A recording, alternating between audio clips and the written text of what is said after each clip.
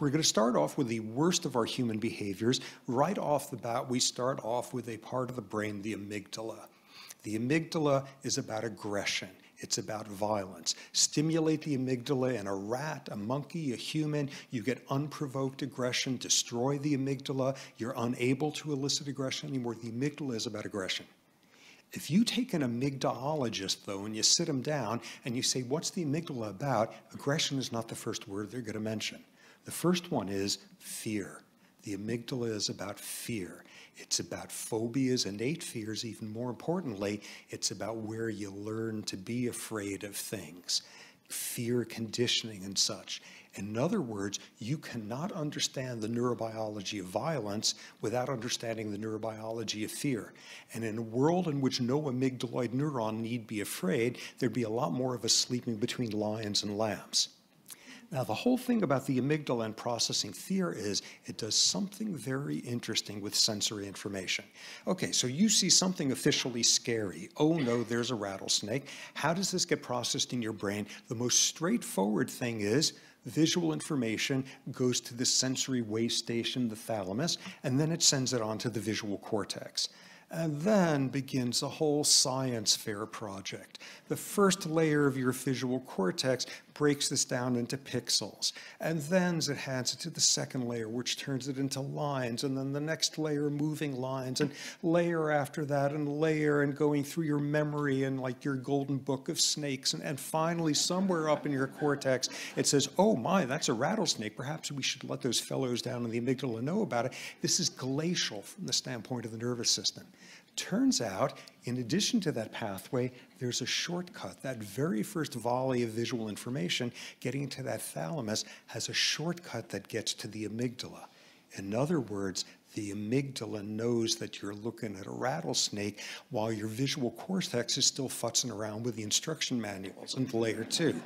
In other words, your amygdala can know what that is before you're even consciously aware of it. And this is all in the course of hundreds of milliseconds, tenths of a second. Okay, that's great. That's very good if your amygdala already knows you're looking at a rattlesnake. That's terrific. But there's a downside, which is there's a reason why you've got your visual cortex doing all that complexity. It's to make sure you're accurate about what you decide you're looking at. And that amygdala getting that lightning fast reflexive information is all set up to make a mistake. And before you know it, you think the guy who just happens to look in a certain way, the guy is holding the cell phone is actually holding a handgun instead, and you pull that trigger. In other words, the amygdala gets all this privileged information at the intersection of aggression and fear, this privileged information, but catastrophically at times, the information's not terribly accurate.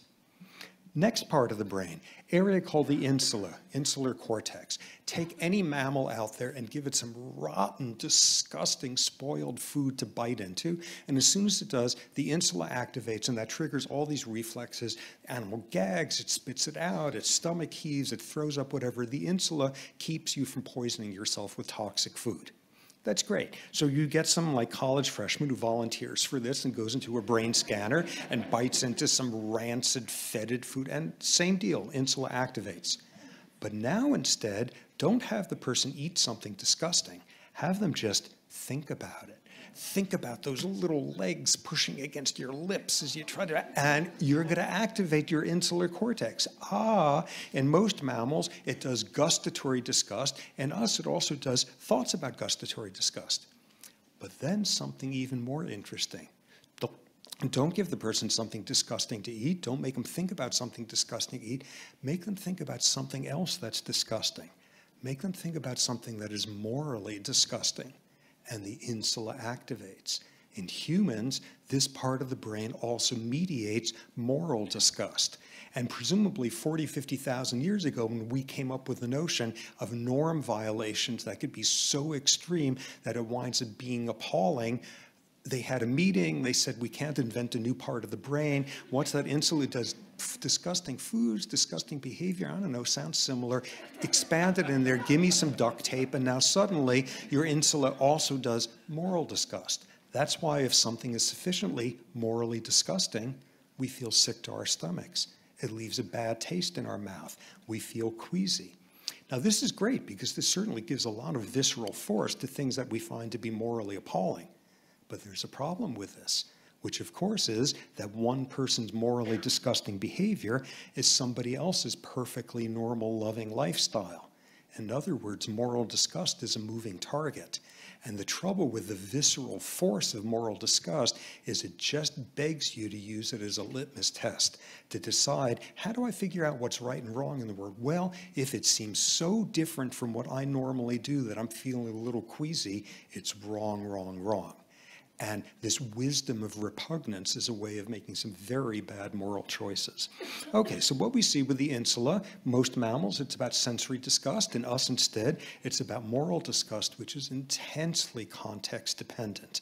And what we see there is the insula is central to us deciding that just because something is so different that it's hitting all sorts of visceral alarms, that there's something that's got to be, I can't tell you why, but when they do that, it's just simply wrong. And the first place in the brain the insula screams that news to next is the amygdala. Meanwhile,